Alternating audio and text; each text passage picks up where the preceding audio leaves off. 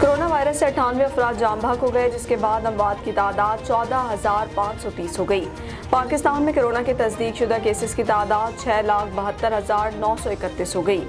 National command and operation centre के ताज़ा तरीन अदाद शुमार के मुताबिक गुज़िश्ता 24 घंटों के दौरान 4,974 नए केसेस रिपोर्ट हुए।